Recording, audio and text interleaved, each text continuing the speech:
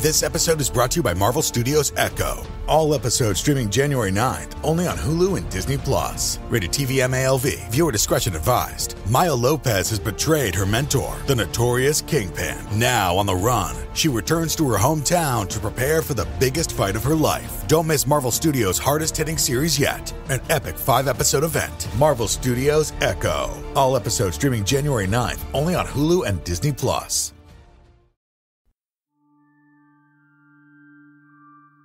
Hello, and welcome to Scare You to Sleep. I'm your host, Shelby Scott.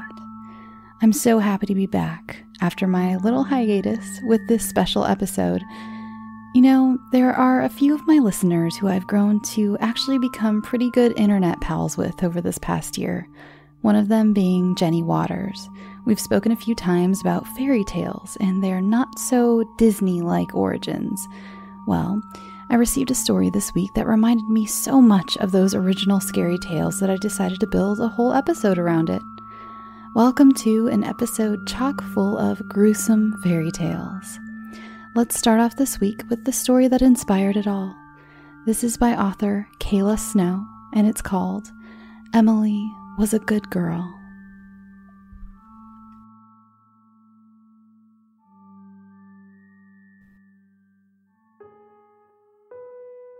Emily was a good girl. Mummy and Daddy had always said so. She was the best girl to ever be good. She knew that very well. Whenever Mummy and Daddy had guests over, she was always sure to treat them with the utmost respect. She was always well-behaved and well-mannered, and when Emily made a mess, she always tidied after herself. She was also always responsible when it came to her chores, and was always making it her main priority to do Mummy and Daddy proud. Thus, whenever her parents would send Emily off on an errand, she would be sure to do exactly as they wished, hopefully exceeding their expectations. While Daddy was always easiest to please, her mother was a little more stern, so Emily was always trying twice as hard when given tasks from her. Nonetheless, though, she always did her very best. Emily was truly the most good little girl. Today, Mummy had pulled Emily aside and told her she needed Emily to run an errand for her into town. So, Emily, being the good little girl she was, took on the assignment happily, eager to make her Mummy proud. "You can handle this?" Mummy asked sternly. "It's going to be a little different than normal, but I trust you have the capabilities for this," she added. "Yes," Emily nodded enthusiastically. "I can do it." "All right then," her mother smiled. "Just be sure not to get lost along the way, my love. The town breaks off into many trails, and not all townsfolk are to be trusted." "Yes, Mummy." Emily smiled warmly at her mother and skipped out the door, with only the determination to do her mother proud in her mind. Emily soon wandered into town, hoisting her backpack onto her shoulders and making her own way down the main path. Her only goal, trying to find what she could for Mummy. She searched all through the day, near every building, but to no avail. Hours passed by, and having found nothing, Emily began to worry.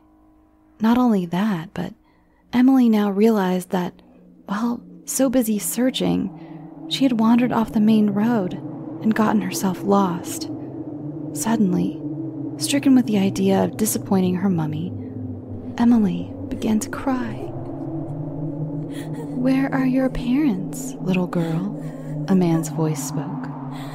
Sniffling, Emily looked up and pouted at the older man. He looked to be in about his mid or late 40s.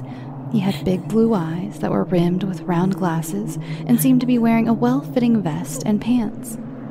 He looked like a well-dressed grandfather, or maybe someone's butler. This calmed Emily, as he looked like many of her parents' helpers at home. At home, sir. I was trying to find something from Mummy, but now I'm lost." "What's your name?" he asked, his smile warm and voice soft.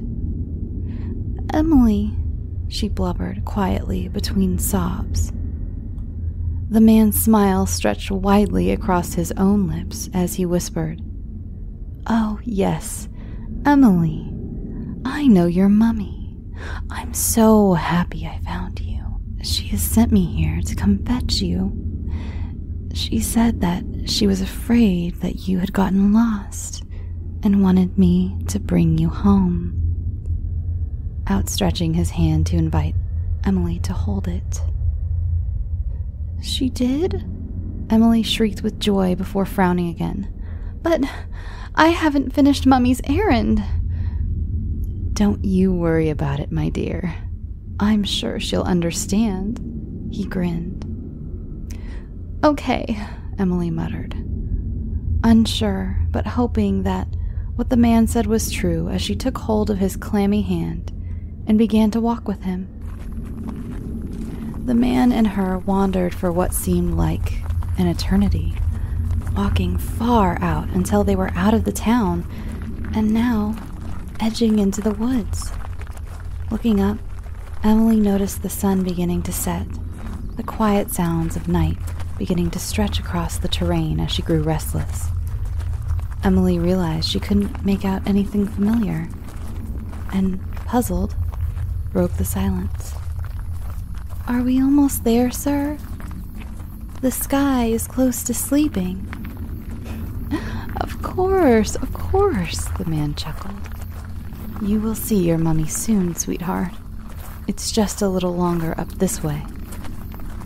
True to his word, a few moments later, Emily spotted a clearing ahead. In the midst of it stood a humble little cottage. As they grew closer, she noticed that the cottage was overtaken by the leaves of an overcasting tree. It was a quiet fixture, with moss creeping up the sides of it, and big pebbles on the ground as a leadway to make it to the porch. While it was an appropriate home, it was not her own. Not only that, but there was something off-putting about it. It seemed to set off flags inside of Emily. Not being able to pinpoint exactly what it was that made her so anxious, Emily began to feel a sense of unease wash over her as they walked together towards the pebbles. "This isn't home," Emily shook her head. "Where is Mummy?" "Oh, but she's just inside, darling. She wanted to surprise you." As the man spoke, his grip tightened on Emily's hand ever so slightly. The man smiled a wide grin at her, and for once, Emily finally noticed how crooked and sharp his teeth were. Yellow, black, and brown flecks covered his teeth and gums. And while large in size, none of them seemed to be perfectly lined up. To her, they even seemed to be rotting. It seemed odd to Emily that she had not noticed this about the man earlier. I'm not sure," Emily quietly spoke, her feet slowing to a stop. "Oh, but you must come," the man exclaimed, his eyes locking onto hers intensely. "She took so much time to plan this. She's throwing you a party here for how good you've been." How good I've been?" Emily looked up at the man. Her eyes suddenly filled with surprise and excitement. "Yes, my dear, she's right inside. Come along now." He laughed. The air inside of the cottage was stale, and Emily smelled a mixture of unpleasant odors once inside. Not noticing, however, and completely enthralled to see her mother, she ignored it. It was much darker inside, though, as it seemed the man had yet to turn on the lights. Emily was so overtaken with the joy of seeing Mother, she didn't even hear the locks of the door click behind her. "Mummy?" she called out. Mummy, I'm here! Where are you, Mummy? She didn't even notice as the man grabbed a knife from the kitchen and began to creep up quietly behind her. Can we turn on the lights, sir? I can't see Mummy.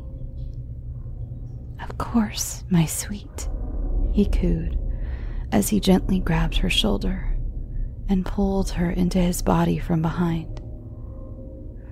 She is so excited to see you. He slowly inched the knife out from behind his back, his fingers twitching with anticipation when he heard the girl quietly mumble something under her lips. Her body seemed to stiffen as she mumbled. What did you say, Emily? And suddenly, with a swift movement, Emily turned and stabbed something into his left leg, the impact taking him aback as he stumbled and felt his vision begin to stir. Mummy is not here, Emily answered. Her tone completely changed as she watched the man stagger and drop the knife, falling onto the floor of the cottage with a loud bang. The syringe in her hand glistening in the casting of the moonlight through the cottage windows. The last thing he saw before he fell unconscious was Emily stepping into the moonlight, her eyes livid, full of betrayal and scorn. You're a bad, bad man, Emily said. When the man awoke again, his eyes took a moment to adjust to his new surroundings. He was no longer in the cabin, he knew that for sure. He was cold, his back to something metal. He moved his arms to stand, only to hear them clank and tug back down. His head was groggy, and his eyes couldn't seem to focus on anything around him at first. Disoriented, he tried to look around, but his head was forcibly cocked to face towards a light shining over him. Slowly coming out of his daze, he began to struggle up. However, to his dismay, nothing moved. His hands and feet seemed to be clamped down to the surface he laid on. Suddenly, frightened, he tried to let out a shout. But instead, an intense pain seared across his lips, the pain quickly rippling across his mouth as he instinctively called out in dismay, only to have it muffled and the pain bite at him again. For some reason, the sounds wouldn't escape his lips, and instead, his screams were muffled by an unknown force clamping his mouth shut. As his situation finally began sinking in, he began to try recollecting what happened last before waking up here. Suddenly, a sound came out from his right, and he heard two voices, one familiar and the other of a woman. Emily, the woman gasped aloud, seemingly stunned by what she saw before her.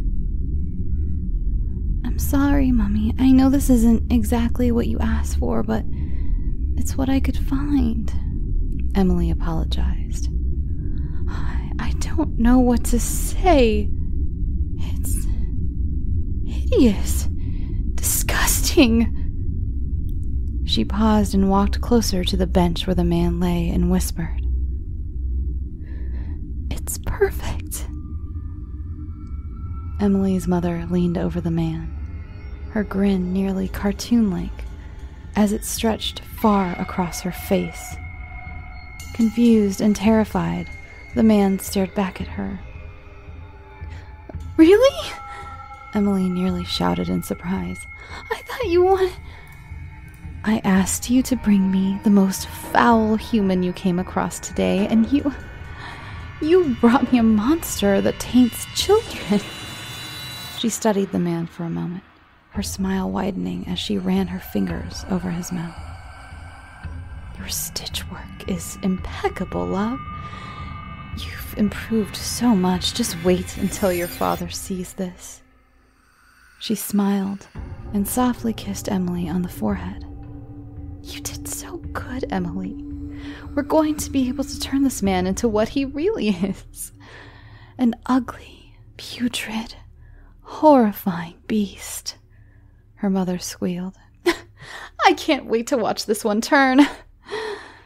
She gently touched the man's skin, leaning into his face and softly whispering,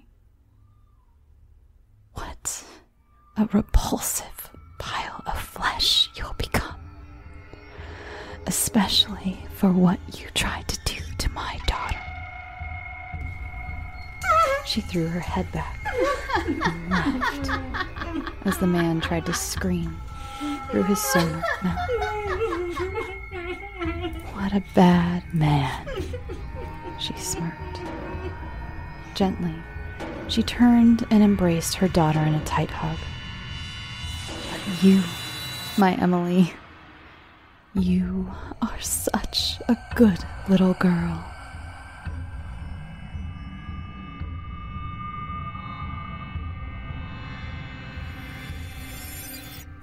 This next story comes from the original Brothers Grimm fairy tales. It's a German story, and it's called How Some Children Played at Slaughtering.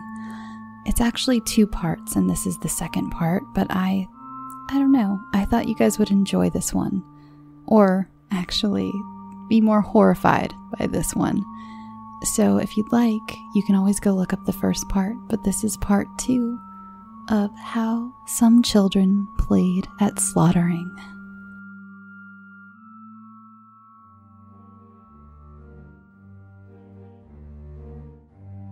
There once was a father who slaughtered a pig, and his children saw that.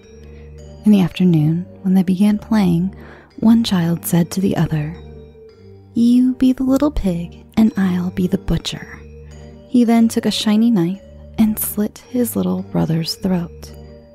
Their mother was upstairs in a room bathing another child, and when she heard the cries of her son, she immediately ran downstairs. Upon seeing what had happened, she took the knife out of her son's throat and was so enraged that she stabbed the heart of the other boy, who had been playing the butcher. Then, she quickly ran back up to the room to tend to her child in the bathtub, but while she was gone, he had drowned in the tub. Now the woman became so frightened and desperate that she did not allow the neighbors to comfort her, and finally hung herself. When her husband came back from the fields, he saw everything, and he became so despondent that he died soon after.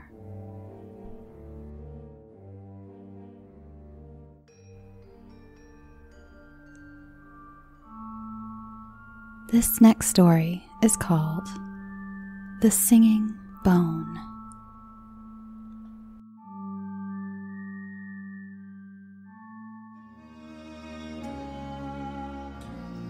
Once upon a time, in a certain country, there was great concern about a wild boar that was destroying the peasants' fields, killing the cattle, and ripping people apart with its tusks. The king promised a large reward to anyone who could free the land from this plague, but the beast was so large and strong that no one dared to go near the woods where it lived. Finally, the king proclaimed that whoever could capture or kill the wild boar should have his only daughter in marriage. Now, in this country there lived 2 brothers, sons of a poor man. They declared that they dared to attempt the task. The older one, who was crafty and shrewd, did so out of pride. The younger one, who was innocent and simple, did so because of his heart. The king said, in order to be more sure of finding the beast, you should enter the woods from opposite sides. Thus, the older one entered the woods from the west, and the younger from the east. After the younger one had walked a little while, a little dwarf stepped up to him. He held a black spear in his hand and said, "I am giving you this spear because your heart is innocent and good. With it, you can confidently attack the wild boar. It will do you no harm." He thanked the dwarf, put the spear on his shoulder, and walked on fearlessly. Before long, he saw the beast. It attacked him, but he held the spear towards it, and in its blind fury, ran into the spear with such force that its heart was slashed in two. Then he put the monster on his back and turned towards home, intending to take it to the king. Emerging from the other side of the woods, he came to a house where people were making merry, drinking wine and dancing. His older brother was there too. Thinking that the boar would not run away from him anytime soon, he decided to drink himself some real courage. When he saw his younger brother coming out of the woods with his booty, his envious and evil heart gave him no peace. He called out to him, "Come in, dear brother. Rest and refresh yourself with a beaker of wine." The younger brother, suspecting no evil, went in and told him about the good dwarf who had given him the spear with which he had killed the boar. The older brother kept him there until evening, and then they set forth together. After dark, they came to a bridge over a brook, and the older brother let the younger one go first. When the younger brother reached the middle above the water, the older one gave him such a blow from behind that he fell down dead. He buried him beneath the bridge, took the boar and delivered it to the king, pretending that he had killed it. With this, he received the king's daughter in marriage. When his younger brother did not return, he said, "The boar must have ripped him apart," and everyone believed it. But as nothing remains hidden from God, this black deed was also to come to light. After many long years, a shepherd was driving his herd across the bridge and saw a little snow-white bone lying in the sand below. Thinking that it would make a good mouthpiece, he climbed down, picked it up, and then carved out of it a mouthpiece for his horn. When he blew into it for the first time, to his great astonishment, the bone began to sing by itself. "Oh, my dear shepherd, you are blowing on my little bone. My brother killed me and buried me beneath the bridge to get the wild boar for the daughter of the king." "What a wonderful horn," said the shepherd. "It sings by itself. I must take it to the king." When he brought it before the king, the horn again began to sing its little song. The king understood it well and had the earth beneath the bridge dug up. Then the whole skeleton of the murdered man came to light. The wicked brother could not deny the deed. He was sewn into a sack and drowned alive. The murdered man's bones were laid to rest in a beautiful grave in the churchyard.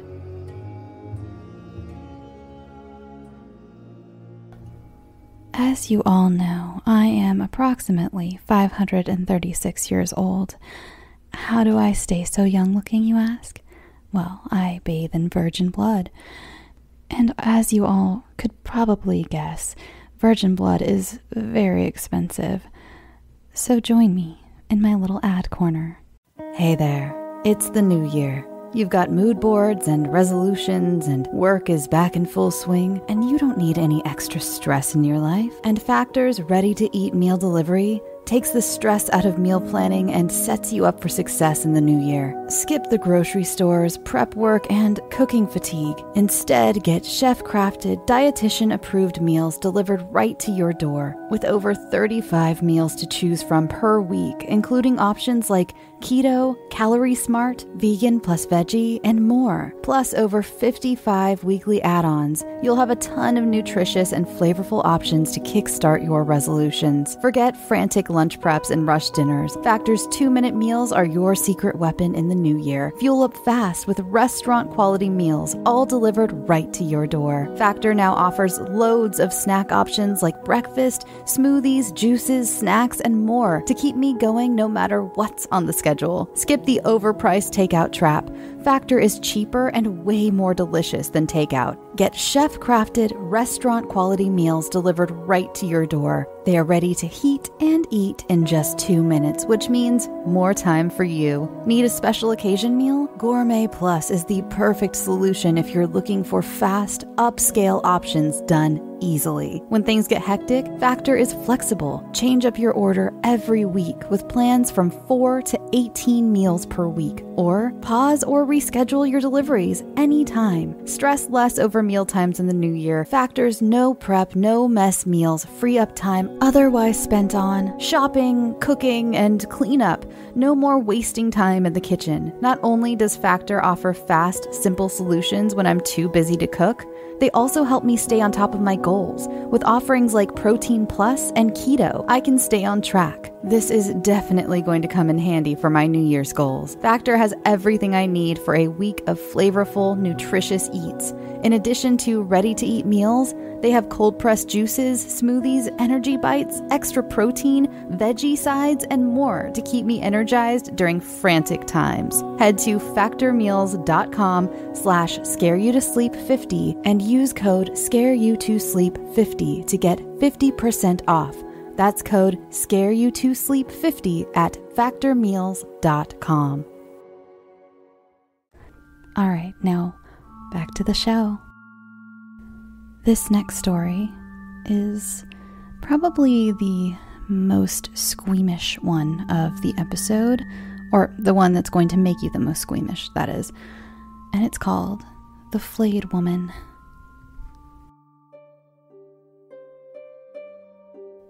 A long time ago, the king of Rockfort lived across the street from 2 miserable old sisters. The cruelty of time had taken everything away from these women. Age had deformed their limbs, wrinkles covered every inch of their skin, and the hair they had lost from their head regrew everywhere else on their ancient bodies. The sisters did not dare go outside for fear of being seen. The king had no interest in his reclusive neighbors until he happened to hear the eldest one singing. By some chance, time had forgotten to steal away this youthful voice. The king was enchanted by the sound and demanded to be told about the woman living next to his castle. His servant knew of the hags and was snide in his response. "The woman is so fragile, a flake of dust could break her bones."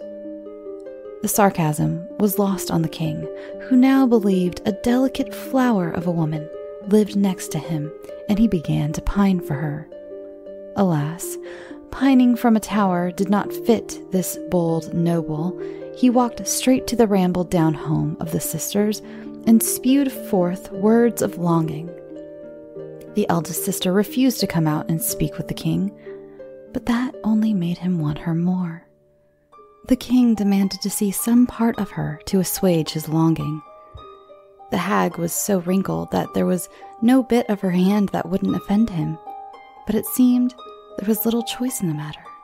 So, in the smallest voice she could manage, the eldest sister explained, "In a week's time, I will show you one finger." The king was delighted. He knew that strongholds were won inch by inch and considered this a step towards victory.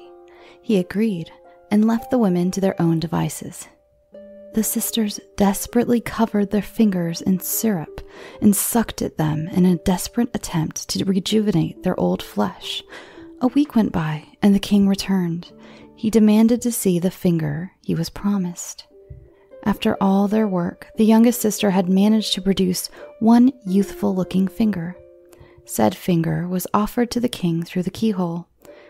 To the man, the digit was an arrow through his heart. He knew he was in love, and said so between the passionate kisses he placed on the limb. The king begged, pleaded, demanded that this mysterious woman share his bed that night. Unable to deny the king, in the highest pitch she could manage, the eldest sister said, "I would be honored, but I am still a humble peasant, and I am too ashamed to be seen by your grace. I will only visit your royal bedchambers if you remove all the lights in the castle, so I will not have to be afraid to be seen." The king promised it would be done and left. While the king eagerly awaited nightfall, the sisters had to work fast. The eldest had every loose bit of flesh pulled and tied behind her back with twine in a desperate attempt to regain smooth skin. They then shaved and plucked until their time ran out. The eldest sister draped herself in a cloak and was escorted by a servant through the dark halls of the castle.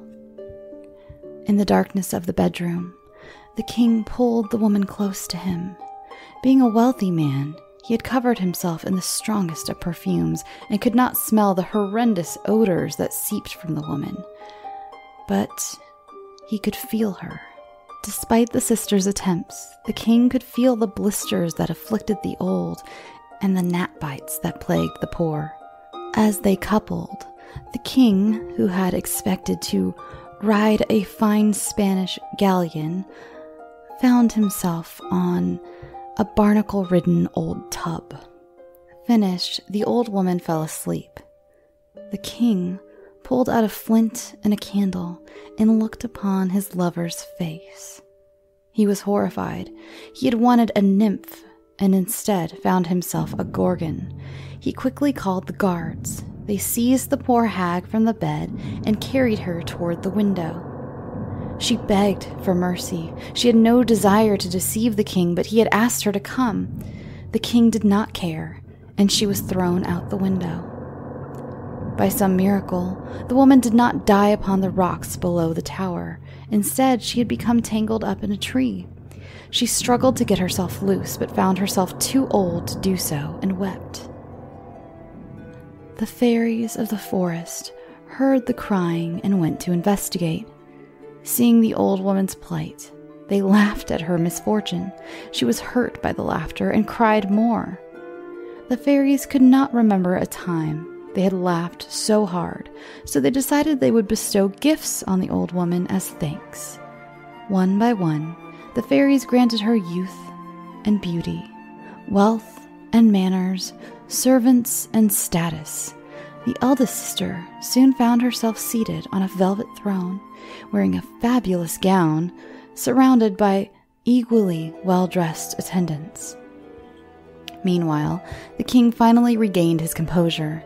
He looked out the window to see the fate of the hapless old crone, only to see the finest lady in the land seated below. He could not believe his eyes. He did not know what had happened or who it was, but believed it had to be fate. The king ran out of the castle and proposed to the beautiful woman on the spot. The eldest sister, just as unsure what had happened, heartily agreed. The two were wed that day. The new queen invited the elderly hag that lived next to the castle. Though many were tempted to make fun of the hideous crone, once she took her place beside the new queen, none dared to. Though more food had been placed in front of the old woman than she had ever seen in her life, she refused to eat it. All her focus was on the youth of her sister. The old woman tugged at her sister's gown. "What have you done with my sister? How did you do it?" she begged. The young queen shook her head. "Eat now, we'll talk later." The king asked what was the matter, and the queen dismissively explained, "The old woman finds the mustard on the dishes too strong." Again, the old woman prodded. "Please, tell me how you did it, my sister." The young queen scowled. "We have more than enough time to talk about it. Please just eat and be patient." The king asked what was wrong. The queen said she wants to know if dessert will be ready soon. The haggardly sister would not wait. Time had made her what she was. She insisted, "Tell me." Angered, the queen spat out, "I flayed myself." The crone looked at her sister enviously. In a bitter tone, she said, "We suffered together, so I will not let you enjoy this happiness alone," and left the palace. The old woman came to the barber surgeon and offered all the money the two had saved up. "Flay me," she demanded. As much money as she had offered, the barber could not easily take up such a task. He tried to talk her out of it, but the old woman was determined, and the barber eventually relented. The woman was chained up and sat patiently for the barber. With his razor, he began to skin her backside. With each tug and pull of the skin, the woman remained quiet, repeating, "You must suffer for beauty. You must suffer for beauty." She kept up her mantra as the blood pooled around her and the light faded from her eyes. The end.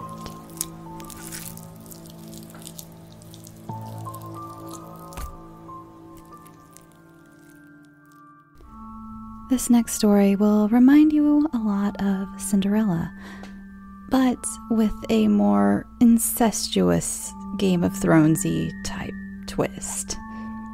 Enjoy Donkey Skin.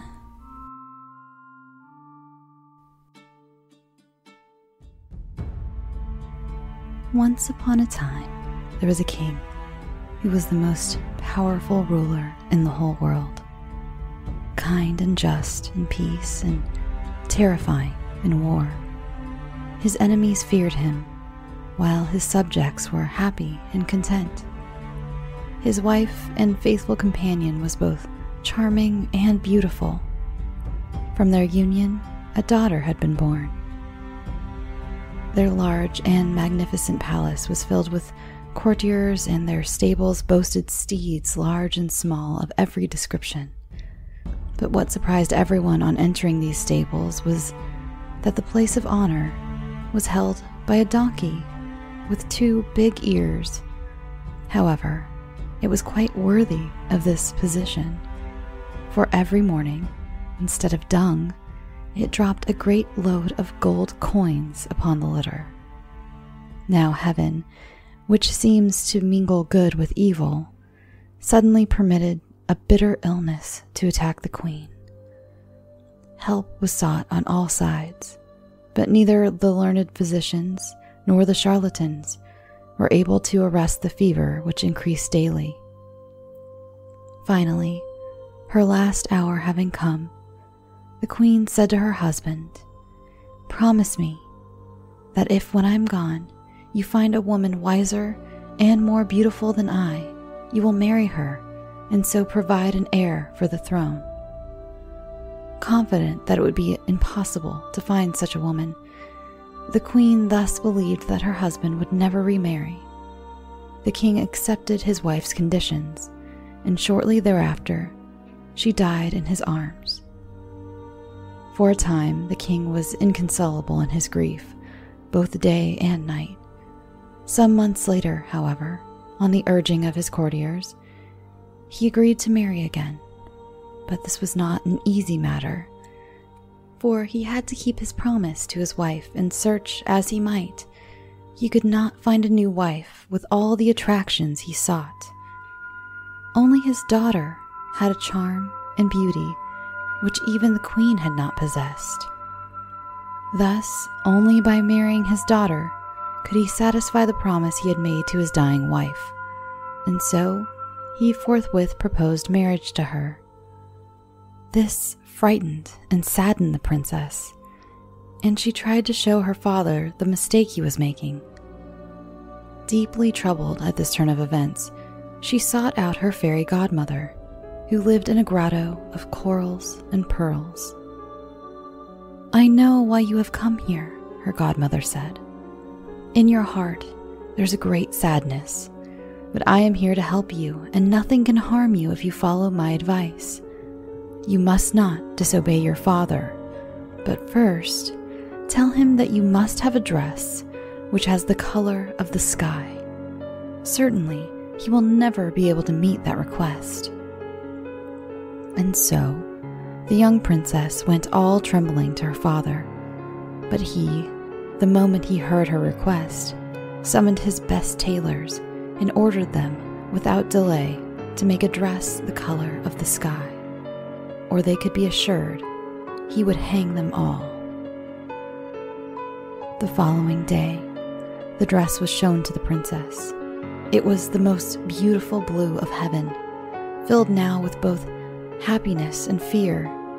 She did not know what to do, but her godmother again told her, "Ask for a dress the color of the moon. Surely your father will not be able to give you this." No sooner had the princess made the request than the king summoned his embroiderers and ordered that a dress the color of the moon be completed by the 4th day.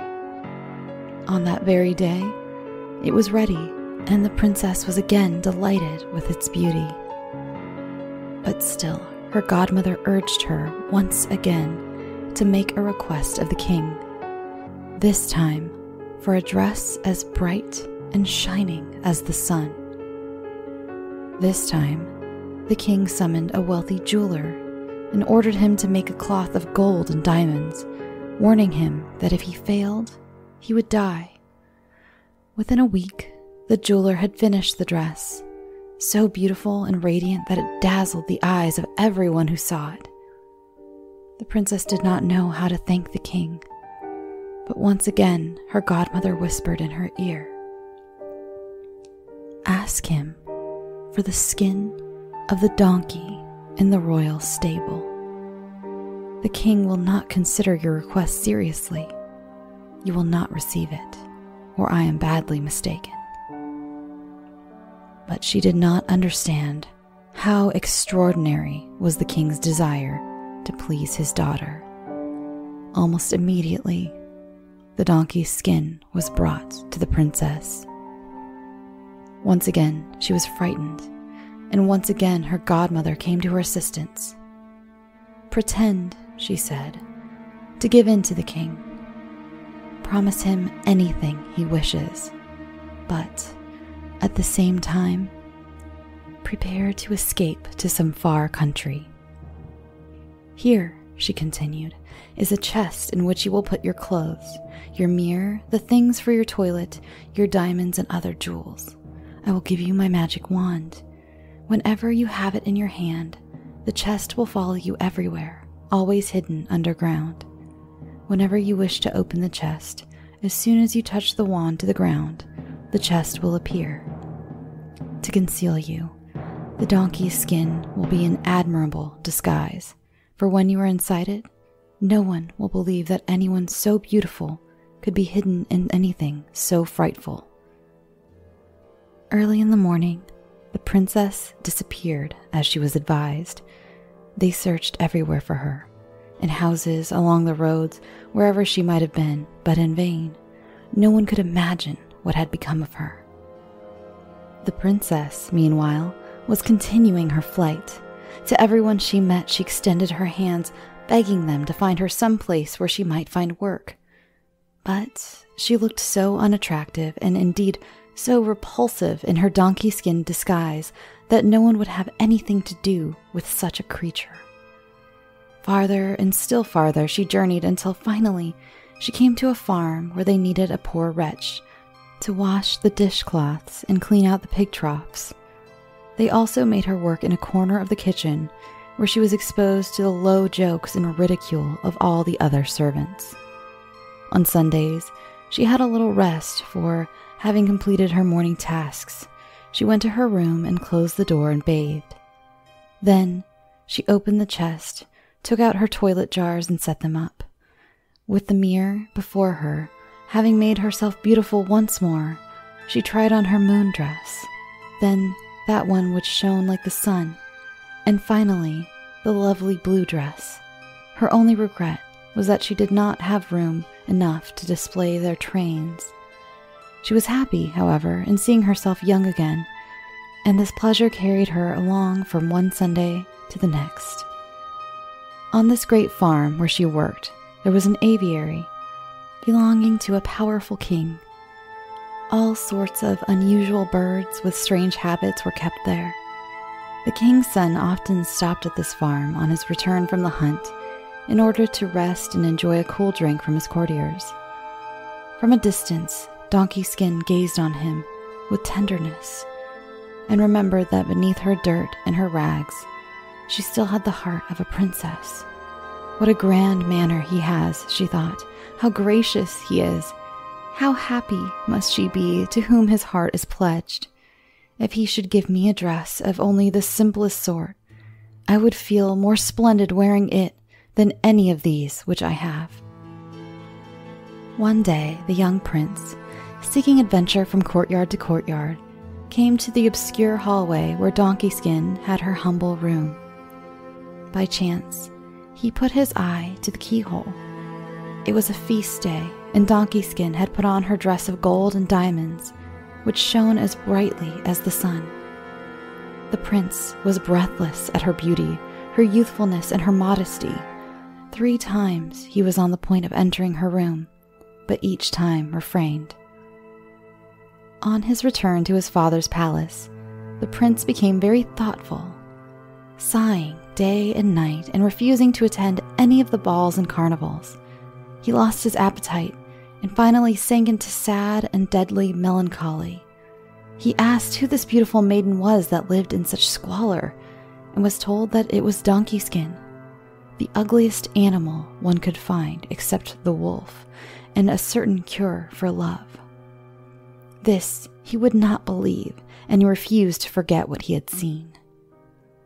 His mother, the queen, begged him to tell her what was wrong. Instead, he moaned, wept, and sighed.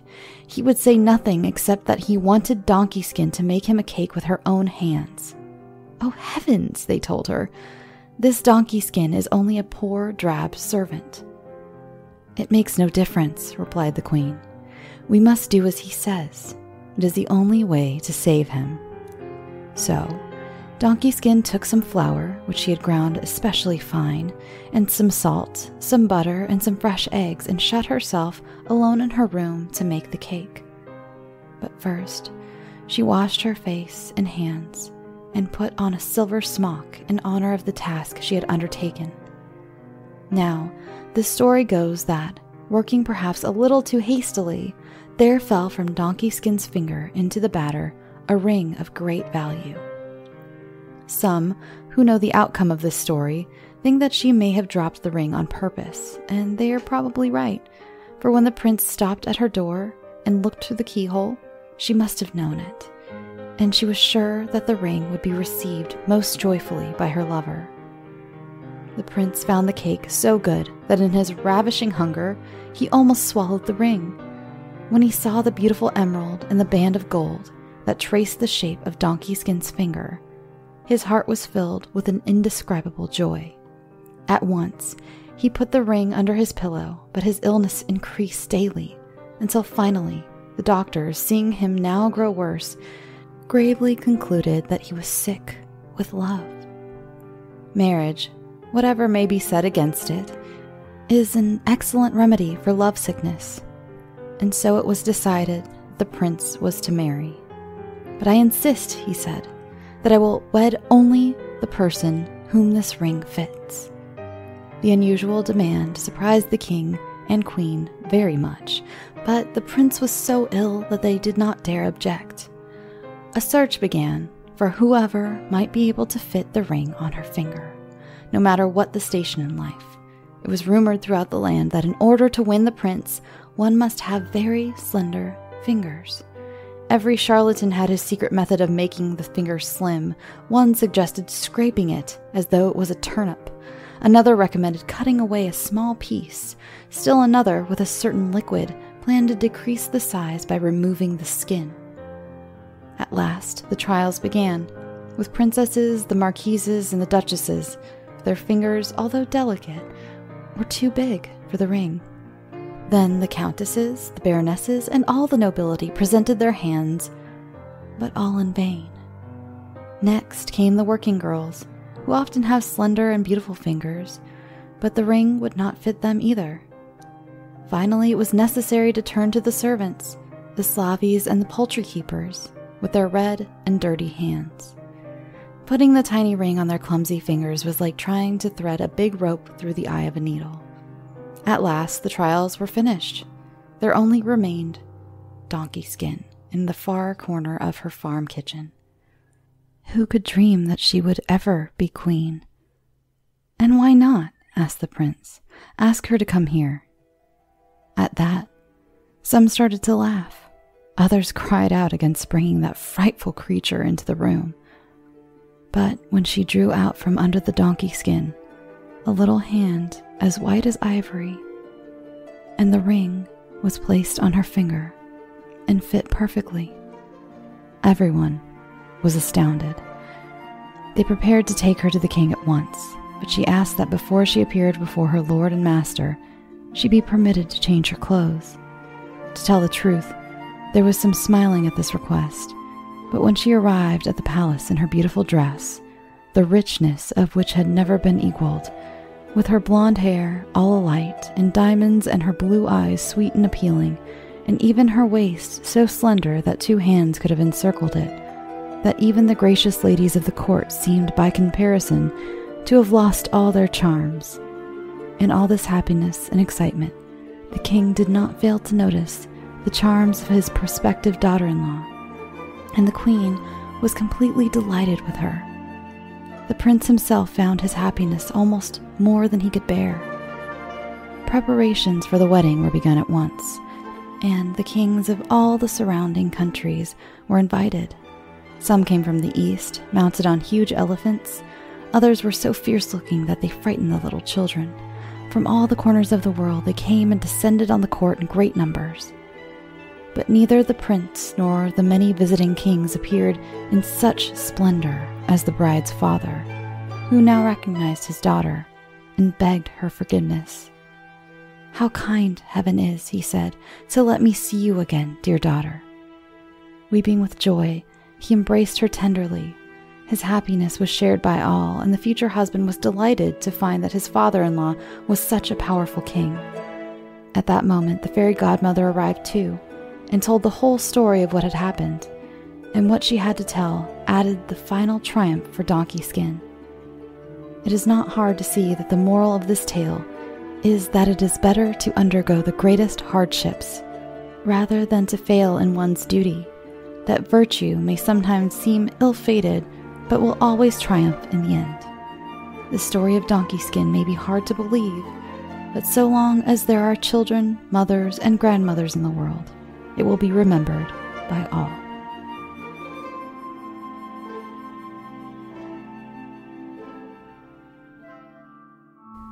And for our last story of the night, this is Fitcher's Bird.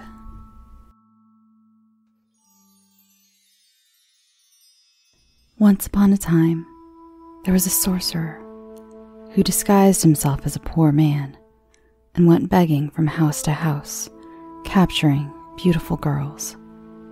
No one knew where he took them, for none of them ever returned. One day, he came to the door of a man who had 3 beautiful daughters. He appeared to be a poor, weak beggar, and he carried a pack basket on his back, as though he wanted to collect some benevolent offerings in it. He asked for a bit to eat, and when the oldest daughter came out to give him a piece of bread, he simply touched her, and she was forced to jump into his pack basket. Then he hurried away with powerful strides and carried her to his house, which stood in the middle of a dark forest. Everything was splendid in the house, and he gave her everything that she wanted. He said, "My dear, you will like it here with me. You will have everything that your heart desires." So it went for a few days, and then he said to her, "I have to go away and leave you alone for a short time. Here are the house keys. You may go everywhere and look at everything except for the one room that this little key here unlocks. I forbid you to go there on the penalty of death." he also gave her an egg, saying, "Take good care of this egg. You should carry it with you at all times, for if you should lose it, great misfortune would follow." She took the keys and the egg and promised to take good care of everything. As soon as he had gone, she walked about in the house from top to bottom, examining everything. The rooms glistened with silver and gold, and she thought that she had never seen such splendor. Finally, she came to the forbidden door. She wanted to pass by it, but curiosity gave her no rest. She examined the key. It looked like any other one. She put it in the lock and twisted it a little, and then the door sprang open. What did she see when she stepped inside? A large, bloody basin stood in the middle, inside which there lay the cut-up parts of dead girls. Nearby there was a wooden block with a glistening axe lying on it. She was so terrified that the egg, which she was holding in her hand, fell into the basin. She got it out again and wiped off the blood, but it was to no avail, for it always came back. She wiped and scrubbed, but she could not get rid of the stain. Not long afterward, the man returned from his journey, and he immediately asked for the key and the egg. She handed them to him, shaking all the while, for he saw from the red stain that she had been in the blood chamber. "You went into that chamber against my will," he said, "and now against your will, you shall go into it once again. Your life is finished." He threw her down, dragged her by her hair into the chamber, cut off her head on the block, and then cut her up into little pieces, and her blood flowed out onto the floor. He then threw her into the basin with the others. "Now I will go get the second one," said the sorcerer, and again, disguised as a poor man, he went to their house, begging. The second sister brought him a piece of bread, and, as he had done to the first one, he captured her by merely touching her, and he carried her away. It went with her no better than it had gone with her sister. She let herself be led astray by her curiosity, opened the blood chamber, and looked inside. When he returned, she paid with her life. Then he went and captured the third sister, but she was clever and sly, and after he had given her the keys and the egg and had gone away, she carefully put the egg aside and then examined the house, entering finally the forbidden chamber. Oh, what she saw! Her two dear sisters were lying there in the basin, miserably murdered and chopped to pieces. In spite of this, she proceeded to gather their parts together, placing them back in order: head, body, arms, and legs. Then, when nothing else was missing, the parts began to move. They joined together, and the two girls opened their eyes and came back to life. Rejoicing, they kissed and hugged one another. When the man returned home, he immediately demanded the keys and the egg, and when he was unable to detect any trace of blood on them, he said, "You have passed the test. You shall be my bride." He now had no more power over her, and had to do whatever she demanded. "Good," she answered, "but first you must take a basket full of gold to my father and mother. You must carry it there on your back. In the meanwhile, I shall make preparations for the wedding." Then she ran to her sisters, whom she had hidden in a closet, and said, The moment is here when I can rescue you. The evildoer himself shall carry you home, and as soon as you have arrived at home, send help to me."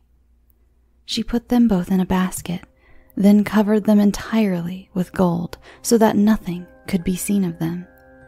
Then she called the sorcerer in and said, "Now carry this basket away, but you are not to stop and rest underway.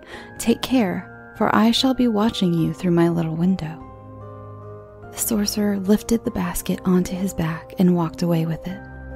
However, it pressed down so heavily on him that the sweat ran from his face. He sat down, wanting to rest, but immediately one of the girls in the basket called out, "I am looking through my little window, and I can see that you are resting. Walk on." He thought that his bride was calling to him, so he got up again. And then again he wanted to sit down, but someone immediately called out, "I am looking through my little window, and I can see that you are resting. Walk on." Every time that he stopped walking, someone called out, and he had to walk until, groaning and out of breath, he brought the basket with the gold and the two girls to their parents' house.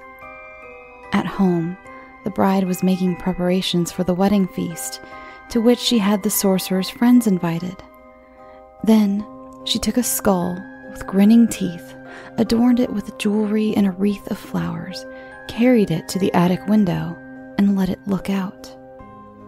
When everything was ready, she dipped herself into a barrel of honey, then cut open the bed and rolled around in it until she looked like a strange bird, and no one would have been able to recognize her.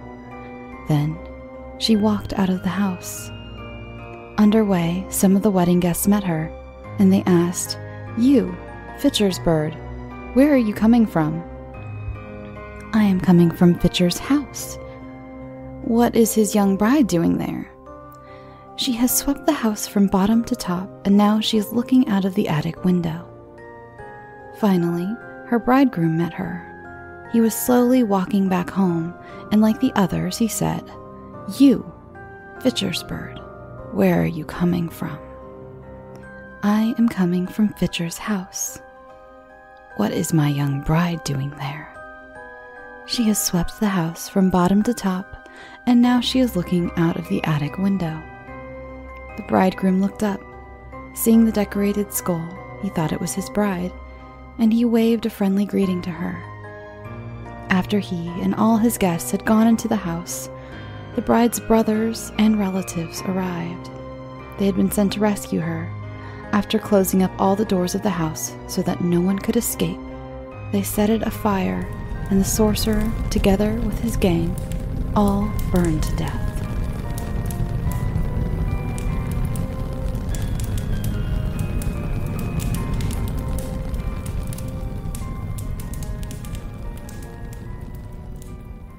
Thanks for listening. I wanted to say thank you to Alicia for reaching out with a request for a sound at the end of the show. Remember, you can always contact me through my contact form on my website, or email me if you have a certain soothing sound you'd like played at the end of the show. She asked for the sound of ice cracking when water is poured over, which is an amazing request. And Alicia, I tried my darndest, but for some reason it would not make that cracking noise. I don't know if my apartment was too warm or what. I will try again in more temperate weather, but for now I will play for you my attempts. I promise I tried. It at least made a nice water and like ice clinking sound, so I hope you enjoy that. Since I took my week-long hiatus, I have so many new Patreon patrons to catch up on. You guys are seriously amazing. I am slowly getting to a point where I will be able to do more cool stuff with my Patreon money. I really want to get a nice camera so I can start doing videos. So a humongous thank you to Sid Smith, Cassandra Lindsay, Tess Matra, Ashley Levine, Molly Kleisner, Tabitha Majesty, and Emily Carell. I'm sending you guys so much warmth and love, and I hope you can feel it. Remember, you can follow the show on Twitter, Instagram, Reddit, and Facebook. Oh, and Tumblr. I forget I have a Tumblr. It's like an auto upload, so I'm not very active, but on all of those. If you have any submissions, you can send them to scareyoutosleep@gmail.com. Also, I will make a more official announcement later, but I am already taking submissions for this year's Kids Halloween episode. Last deadline seemed a little short, so I wanted to give you guys a big head start. I don't have an official deadline yet. I'd like to release the episode probably a week or two before Halloween, so kids have a chance to, really celebrate the season. So if your kids or students missed the last one, or nieces or nephews or neighbors or whatever, any kids now is their chance to shine. Also, if you have a teen story who has a story, I will gladly do another teen episode as well. So I'm going to separate it this time. Let's say 12 and under for the kids episode and 13 to 18 for the teens episode. That way, the content as you get a little older gets a little spookier for the little ones. So I want to keep them, separate just so mom and dad don't have to skip around in case, a really little one is listening. So feel free to send those in. I have a file ready. Please send them through the email, scarytosleep@gmail.com. Don't send them through Facebook or Twitter or anything because I will lose them, I promise. Or you can mail them to me. I can't remember my P.O. box at the moment, but it's on my website. So if you'd like, if your child would like to actually physically write it out and you want to send it to me in snail mail, then feel free. That'd be fun too. So I think that's all. But like I said, I'll make a more official announcement later with actual deadline dates. But I just really wanted to give you guys a good head start on those stories. I know you guys probably have some kids at home who are bored during summer and you want to get them away from the screen. So tell them to write me a spooky story. I think that's all for now. So go get some sleep. Sweet dreams.